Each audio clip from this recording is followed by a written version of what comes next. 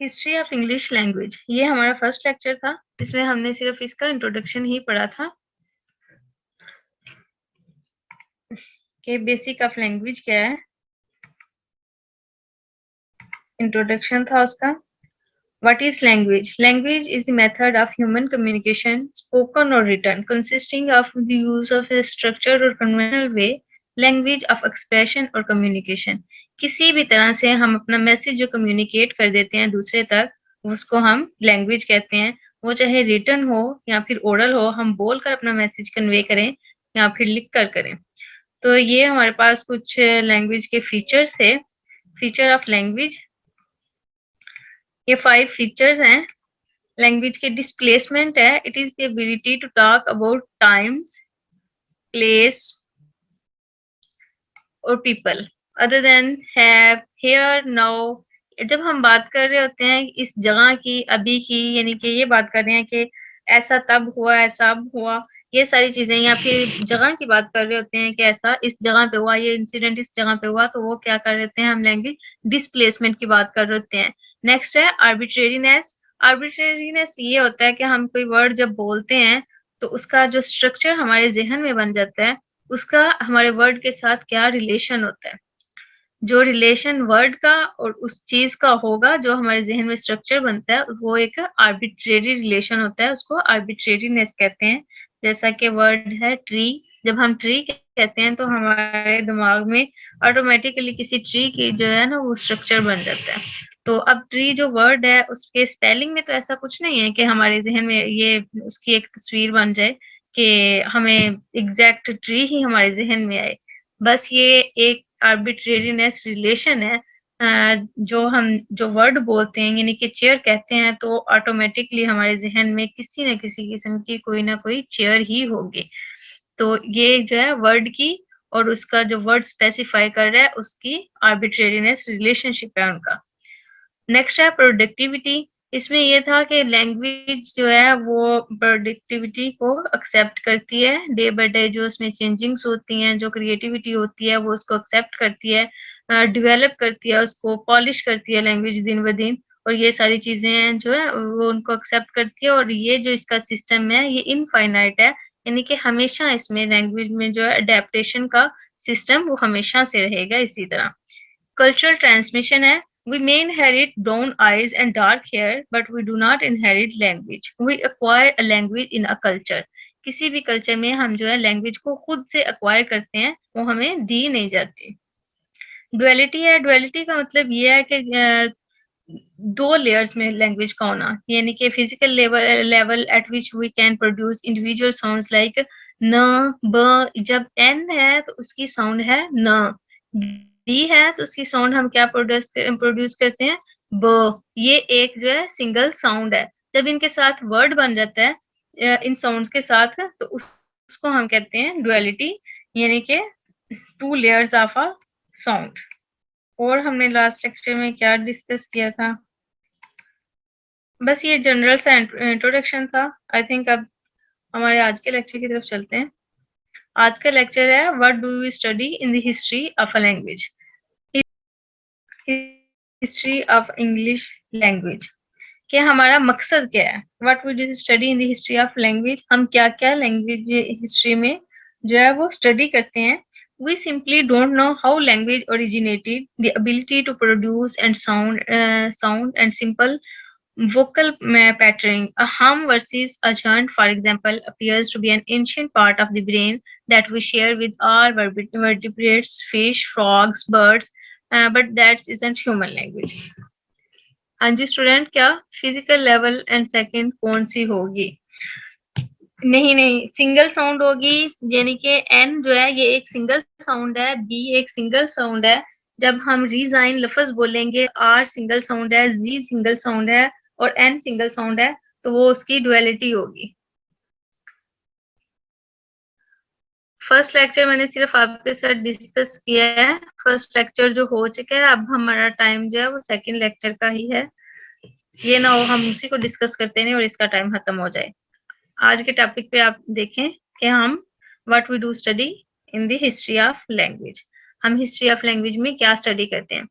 हमें सबसे पहले तो ये नहीं पता कि लैंग्वेज का ओरिजिन क्या है, ये कब बनी, किस तरह बनी और किस तरह से जो एंशिएंट पीपल हैं, वो किस तरह से प्रोड्यूस करते थे वर्ड्स को या फिर वो जो दूसरे ह्यूमन बीइंग्स दूसरे बीइंग्स हैं, ये फिश, फ्रॉग्स वगैरह, बर्ड्स वगैरह, उनकी लैंग्वेज को किस तरह से लिखते थे। आज हम जब हमें जब कोई कहता है कि किसी परिंदे की आवाज़ है, जब हम निकालते हैं तो हमारे ज़हन में होता है कि ये इसको राइट कैसे किया जाएगा, ये कैसे लिखी जाएगी। अ, हम, श, ये सारे लफ़्ज़ जो हैं हमारे ज़हन में आ जाते हैं। तो हमें ये नहीं पता कि जो एंशिएंट पीपल हैं, वो इन सबको कैसे लिखते थे। We suspect that some type of spoken language must have developed between 100,000 and 50,000 years ago, well before written language. Yet among the traces of earlier periods of life on Earth, we never find direct evidence or artifacts relating to speech or are distant. First lecture में दूसरे topic नहीं करने, mean first lesson. कोमल जावेद हमने first lesson कर लिया हुआ था, सिर्फ इसको मैंने आपको समझाने के लिए किया है कि फर्स्ट लेक्चर में हमने सिर्फ लैंग्वेज का इंट्रोडक्शन पढ़ा था, उसके जो है फीचर्स पढ़े थे कि इसके 5 मेन फीचर्स हैं, जिनमें आर्बिट्रेरीनेस है, डिस्प्लेसमेंट है और डुअलिटी है, ये सब चीज़ें। और हमने सिर्फ इंट्रोडक्शन ही किया था उसका। अब आज का टॉपिक है what we study in the history of language, क्योंकि हमारा जो मेन 501 इंग्लिश का लेक्चर है, वो है हिस्ट्री ऑफ इंग्लिश लैंग्वेज। तो आज के लेक्चर में हमारा जो कंसर्न है वो यही है कि लैंग्वेज हिस्ट्री को हम कैसे पढ़ेंगे या फिर हमें कैसे पढ़ना चाहिए, या फिर हिस्ट्री थी क्या इंग्लिश की। इंग्लिश हिस्ट्री का तो इंसान अंदाज़ा लगा सकता है कि कब स्टार्ट हुई, कैसे स्टार्ट हुई, क्योंकि कोई भी लैंग्वेज खुद ब खुद पैदा नहीं हो जाती। 2 या 3 लैंग्वेजेज़ जब मिल के एक लैंग्वेज को पैदा करती हैं। इस तरह होता है कि अगर हम एक कम्युनिटी के लोग हैं, वो एक जगह से दूसरी जगह जो है वो हिजरत कर जाते हैं, या फिर दूसरी 2-3 कम्युनिटीज़ के लोग जो हैं वो आपस में कहीं रह रहे हों, काफ़ी अरसा तक अगर वो रह रहे हैं तो बिल्कुल डिफरेंट लैंग्वेज बोल रहे हैं। अगर 3 कम्युनिटीज़ के लोग रह रहे हैं, वो तीनों कम्युनिटीज़ के लोग जो हैं, वो डिफरेंट लैंग्वेजेज़ बोलते हैं, लेकिन आहिस्ता-आहिस्ता वक़्त के साथ-साथ वो आपस में रहते हैं, तो कोई एक जो है वो न्यू लैंग्वेज एक्वायर कर लेते हैं। वो क्योंकि ज़ाहिर है कम्युनिकेट तो करना होता है, जब कम्युनिकेट करते हैं आपस में, तो जो वो जिस तरह से उनको ईज़ी लगता है या फिर कुछ स्पेशल उनकी एक अपनी लैंग्वेज बन जाती है, जिसे हम एक न्यू लैंग्वेज का नाम दे देते हैं। और इंग्लिश भी बिल्कुल इसी तरह है, बाकी ये इटालियन से और फ्रेंच से इसके वर्ड्स जो हैं वो एक्वायर किए गए हैं, तब ये इंग्लिश लैंग्वेज बनी है।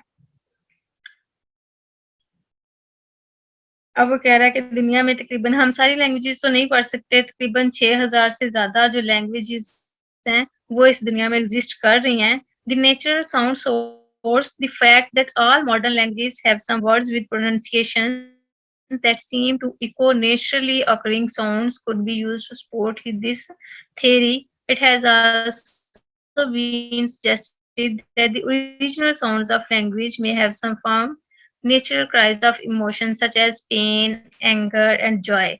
We normally produce spoken natural sounds हैं जब हम किसी तकलीफ में होते हैं या फिर हम किसी के अफ़सोस का इज़हार करते हैं, तो एक नेचुरल साउंड है जो हमारे ज़हन से निकलता है कि ओह! तो अब हम इसको स्पेलिंग में लिख सकते हैं डबल ओ डबल एच, ओह! हमें नहीं पता कि एंशिएंट लोग जो थे वो किस तरह से इसको प्रोनाउंस करते थे। अब हम जब जॉय है, किसी भी तरह से कोई जीत गया है, तो यू वन या आह! जो लफ़्ज़ निकालते हैं, वो हम उसको प्रोनाउंस कर सकते हैं, उसको लिख सकते हैं। यह मॉडर्न लैंग्वेज में मॉडर्न लैंग्वेज की बात हो रही है। The social interaction source the sounds of a person involved in physical effort, especially when that physical effort involved interaction. Hums, chants, groans. So human sounds, however they were produced, must have had some principle used within social interaction. अब वो कह रहा है कि जो human sounds थी, ज़ाहिर है उनका कोई ना कोई प्रोसीजर तो होगा, उनके कुछ प्रिंसिपल्स होंगे। अब जो जानवरों की साउंड्स हैं वो तो चेंज नहीं हुई, वो जैसे वो बोलते थे आज तक बिल्कुल वैसे ही है।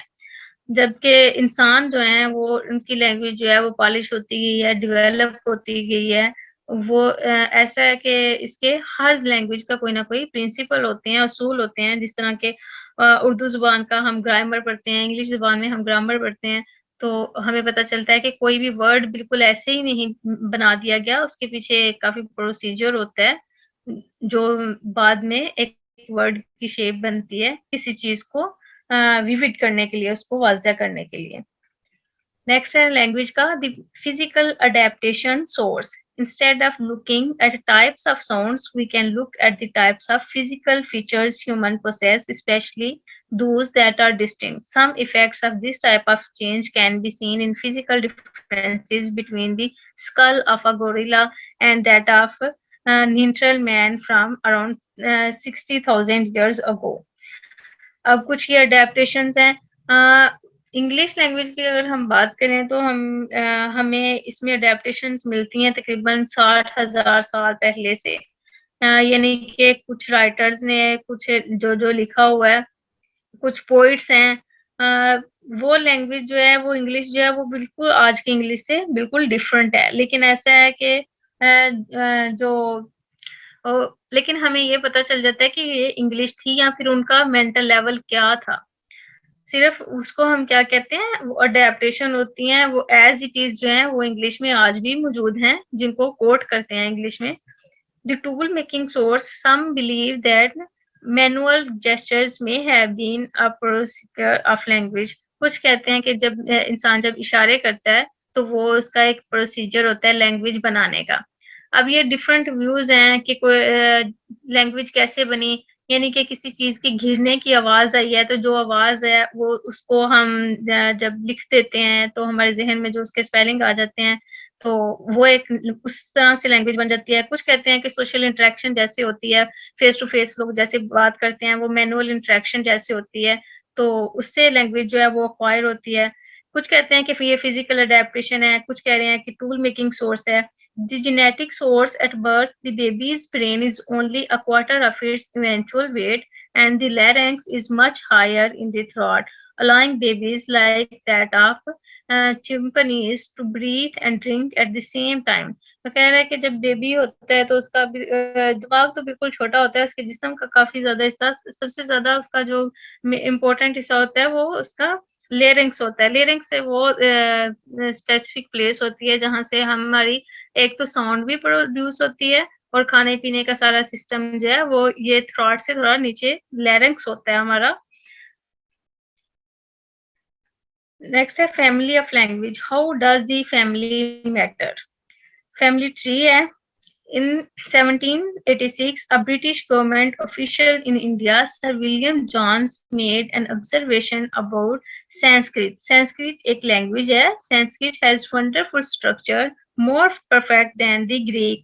Greek जो है ये यूनानी ज़ुबान है और संस्कृत भी एक ज़ुबान है। अब इंग्लिश वो कह रहा है कि तो इस एज में एक ब्रिटिश गवर्नमेंट में इंडिया में सर विलियम ने ये सर्च की थी कि संस्कृत जो है वो ज़्यादा उसका स्ट्रक्चर जो है वो परफेक्ट है ग्रीक की निस्बत, more copious than the Latin, Latin के निस्बत वो ज़्यादा बेहतर है and more executively refined, yet both of them have strongly affinity in the roots of verbs and in the forms of grammar. It could easily possibly have been produced by accident. He suggested that number of languages from very different geographical areas must have common ancestors. It was clear, however, that this common ancestor could not be derived from any existing records, but had been hypothesized by the basis of similar features existing in records of language that were believed to be descendants. अब यहाँ वो बात कर रहा है कि किसी William Jones इसने जो सर्च की वो ये थी कि लैटिन की निस्बत और ग्रीक की निस्बत संस्कृत जो है इसका स्ट्रक्चर ज़्यादा अच्छा है। इससे हमें ये पता चलता है कि कोई भी लैंग्वेज है जो वो बिल्कुल इस तरह ही लैंग्वेज नहीं बन गई। होता है वाक़ई ऐसा है कि सबसे पहले जब लोग आपस में कम्युनिकेट करते हैं तो जो वो मैनुअल इंस्ट्रक्शन यूज़ करते हैं या जिस तरह से भी वो अपनी बात को कन्वे करते हैं, वो एक लैंग्वेज बन जाती है। लेकिन आहिस्ता-आहिस्ता उस लैंग्वेज का स्ट्रक्चर बनता है, उसकी ग्रामर बनती है और जिस लैंग्वेज की ग्रामर ज़्यादा मज़बूत हो, वही लैंग्वेज ज़्यादा मज़बूत होती है। Stages in the development of language. If we look change in language from the perspective of divergent development, we can understand how languages are born, how they grow, change and develop. अगर हम इसका structure देखें या history देखें तो हमें पता चलता है कि लैंग्वेजेस पैदा कैसे हुई, फिर उनकी ग्रोथ कैसे हुई, वो चेंज कैसे हुई और डेवलप कैसे हुई। ये किसी भी लैंग्वेज के 4 प्रोसेस हैं। सबसे पहले उसका पैदा होना, फिर वो ग्रो कैसे हुई या फिर वो कहाँ-कहाँ जाके फैली, नेक्स्ट उसमें चेंजिंग्स क्या आई और नेक्स्ट ये कि वो डेवलप किस कदर हुई, उसकी ग्रामर किस कदर परफेक्ट हुई। To understand the concept, imagine a situation where one language is spoken in two small adjacent villages. In each village, the process of language change will take place through the usage. However, the process would be of slow change and these changes will not be identical in the two villages. In other words, language would diverge. ऐसा कभी भी नहीं होता कि जब एक language जो जहाँ बोली जा रही है, बिल्कुल वही लैंग्वेज जो है वो दूसरे एरिया में बोली जाए। कि हाँ, उसने यही बात की है कि अगर 2 विलेजेस हैं, बिल्कुल जुड़े हुए विलेजेस हैं, वो सेम लैंग्वेज अगर बोल रहे हैं, तब भी उनमें थोड़ा डिफरेंस होगा। एक विलेज में लैंग्वेज का बोलने का सिस्टम थोड़ा और होगा और दूसरे में और होगा। वो कह रहा है कि चाहे ज़ाहिरी तौर पे हमें पता ना भी चले कि इनमें थोड़ा डिफरेंस है, लेकिन ऐसा होता है। लैंग्वेज जो है वो बाय प्लेस जो है वो चेंज हो जाती है। थोड़े एरिया के बाद यानी कि अगर हम बात करें गुजरांवाला की और फैसलाबाद और मुल्तान, आप देख सकते हैं कि सारे एरियाज़ में अगर सिर्फ पंजाबी की ही बात करें, तो पंजाबी भी हर एरिया में डिफरेंट है। गुजराती पंजाबी कोई और होगी, फैसलाबादी पंजाबी कोई और होगी। ठीक है? समझ आ रही है मेरी बात की? ये लैंग्वेज की कुछ स्टेजेज़ हैं। नेक्स्ट है language families and family trees. The process of diverse development, formation of new language occurred many times in human history. ऐसा बड़ी दफ़ा हुआ है ह्यूमन हिस्ट्री में कि जो न्यू लैंग्वेजेज़ हैं वो एक्वायर हुई हैं या फिर वो पॉलिश हुई हैं। Now over 6,000 different languages are present in the world. वो कह रहा है कि अब तकरीबन 6,000 ज़ुबानें हैं जो इस दुनिया में एग्जिस्ट कर रही हैं। Many of them belong to some group of related language and some of these groups are very large, consisting what we can call language families और कुछ लैंग्वेज ऐसी हैं जो एज अ ग्रुप्स में हैं, उनको हम लैंग्वेज फैमिलीज कह सकते हैं।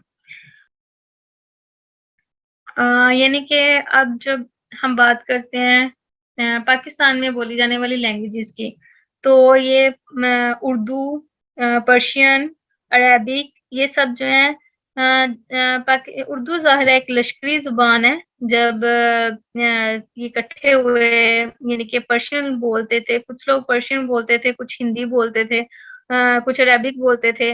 वो सब जब इकट्ठे हुए तो तब ये जो ज़ुबान उर्दू है ये बनी है और इस तरह से ये एक ही ग्रुप होगा, यानी कि ये सारी लैंग्वेजेस का एक ही ग्रुप होगा।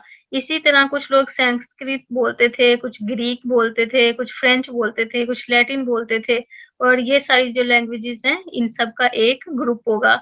अगर ग्रुप वाइज़ देखें तो इंग्लिश के साथ उन सबका ग्रुप होगा, उर्दू के साथ इन सबका ग्रुप होगा और इनको हम नेक्स्ट टॉपिक है future possibilities of the growth of language. Following points are discussed under this topic. What are the future lines of development of a language and what factors influences the future of a language? वो कह रहा है कि कौन-कौन सी developments हो सकती हैं future line में और क्या चीजें हैं जो इन्फ्लुएंस कर सकती हैं लैंग्वेज को। What has been the line of development and what will be the future line of development? What will be the number in future? How will it determine? Does the past precedence mean a consist increase in number? Why and how ये सब question है जिनका हमें answer करना है कि किस तरह से फ्यूचर पॉसिबिलिटीज क्या है। फ्यूचर पॉसिबिलिटीज की अगर हम बात करें तो लैंग्वेज जो है वो डे बाय डे चेंज होती रहेगी। एक वक्त ऐसा आएगा कि हम जो लैंग्वेज अब बोल रहे हैं ये सिर्फ एक बुक की लैंग्वेज बन जाएगी। इंग्लिश लैंग्वेज की बात करें तो इंग्लिश जो है वो पहले बहुत ज्यादा इस तरह से पॉलिश नहीं थी, अब तो इंटरनेशनल लैंग्वेज है। पहले जब ग्रीक लैंग्वेज इसमें मिक्स हुई थी, तब हम जिसको अब वर्ड बोलते हैं दे, THEY दे या यू बोलते हैं YOU। तो ये जब लैंग्वेज इंग्लिश लैंग्वेज जब एक्वायर हुई थी, यानी कि अगर हम तकरीबन जाएँ 50-60 साल पहले, तो तब यू के लिए वर्ड यूज़ होता था दाएँ, दाएँ पेन, THY दाएँ पेन। अब ये है कि वो दिन-ब-दिन उनका ग्रामर जो है वो मज़बूत होती गई या ये लैंग्वेज जो है वो पॉलिश होती गई और उन्होंने अपनी लैंग्वेज का स्ट्रक्चर चेंज कर लिया। अब वो जो लैंग्वेज है, जो एंशिएंट पीपल बोलते थे, अगर उनकी कोई रीडिंग हमें मिलती है इस तरह की इंग्लिश की जो बहुत पुरानी एक पोएम है तकरीबन 700-800 लाइन्स की है 700-800 से भी ज़्यादा आई थिंक 1400 लाइन्स की पोएम है जो मिलती है एंशिएंट दौर से काफ़ी पुरानी। तो वो सिर्फ़ एक एडेप्टेशन ही होती है, वो सिर्फ़ हम ना तो आजकल के लोग उसे समझ सकते हैं कि क्या कहना चाहते थे क्योंकि एंशिएंट पीपल जो है, वो ज़्यादातर बाय ओरल कम्युनिकेशन होती थी उनकी। रिटन कम्युनिकेशन ज़्यादा नहीं मिलती, इंग्लिश हिस्ट्री में अगर हम देखें तो रिटन कम्युनिकेशन जो है वो बहुत कम है, बहुत कम बुक्स लिखी गई या फिर ऐसा हुआ कि जब एक लैंग्वेज है रोमन डेवलपमेंट हुई थी तकरीबन 1967 में, तो उसके बाद ऐसा हुआ था कि जो पिछली लैंग्वेज है उसको मुकम्मल तौर पर तबाह कर दिया गया था, मुकम्मल तौर पर उसका जो वजूद है ख़त्म किया गया था।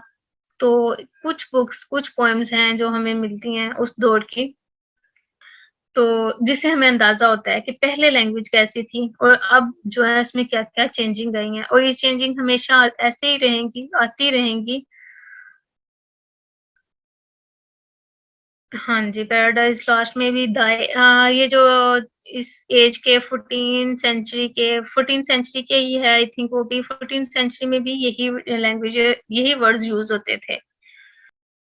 स्टूडेंट्स आप एक दफ़ा हेडलाइन इसकी आउटलाइन्स देख लें, आउटलाइन्स देख लेंगे तो आप देखें जब हम एक दिन एक टॉपिक को डिस्कस कर रहे हैं कि हिस्ट्री ऑफ इंग्लिश लैंग्वेज, तो जब हम इस टॉपिक को कवर करेंगे तो हमारे दिमाग में खुद ब खुद आ जाएगा कि लैंग्वेज का ओरिजिन क्या था? नेक्स्ट के लैंग्वेज कैसे बनी, कैसे उसकी ग्रोथ कैसे होती है, फिर लैंग्वेज जो है वो फ्लोरिश कैसे होती है, फैल कैसे जाती है, फिर वो डेवलप कैसे हो जाती है, फिर लैंग्वेज फैमिली क्या होती है, लैंग्वेज फैमिली और फैमिलीज़ क्या होता है, लैंग्वेज ग्रुप्स क्या होते हैं, ये सारे जब एक क्वेश्चन आपको हिस्ट्री ऑफ इंग्लिश लैंग्वेज आ जाता है, तो आप ये सारे टॉपिक के साथ उस क्वेश्चन को कवर कर सकते हैं। उसमें फिर उसकी स्टेजेस आ जाती हैं, stages in development of a language उसकी स्टेजेस क्या हैं या फिर किस-किस तरह से जो है वो लैंग्वेज डेवलप हुई या फिर उसमें अडैप्टेशन कौन-कौन सी हुई किस-किस लैंग्वेज ने मतलब उस लैंग्वेज का साथ दिया, उसमें अडैप्टेशन भी ऐसे होती हैं कि लतीनी ज़ुबान के लफ़्ज़ लैटिन ज़ुबान के जो वर्ड्स हैं, वो किस कदर हैं इंग्लिश लैंग्वेज में, ये हमें पता चल जाता है। कितने परसेंट किसी लैंग्वेज में है कितने परसेंट कोई लैंग्वेज जो है वो उसका अपना वजूद है, कितने परसेंट उसमें अडैप्टेशंस हैं, बाकी लैंग्वेजेज़ के वर्ड्स आए हुए हैं। हाँ जी, ग्रोथ और डेथ की बात कर लें। लैंग्वेज ग्रोथ ऐसे होती है कि जब कोई भी लैंग्वेज बनती है, जैसा कि मैंने आपको बताया कि 2 कम्युनिटीज़ मिलती हैं, तो उनको हम ग्लॉस कहते हैं। एक लैंग्वेज को एक आइसोग्लास होगा और दूसरी लैंग्वेज जो बोली जाएगी, वो एक और आइसोग्लास होगा। वो जब 2 आइसोग्लास आपस में मिल जाएँगे, तो वो एक डेसोग्लास बन जाएगा, वो डेवलप होगी। और लैंग्वेज डेथ ऐसे होती है कि जब उस लैंग्वेज के बोलने वाला कोई ना रहा हो या उस लैंग्वेज में लिखी हुई चीज़ें ना रही हों, मतलब उसको किसी ने राइट ना किया हो। बहुत सारी लैंग्वेजेज़ ऐसी हैं जिनकी डेथ हो गई है सिर्फ़ इसी वजह से कि उनके पास उनका कोई राइटिंग मटीरियल बाकी इसकी डिटेल तो काफ़ी ज़्यादा है। अभी तो लेक्चर का टाइम एंड हो गया।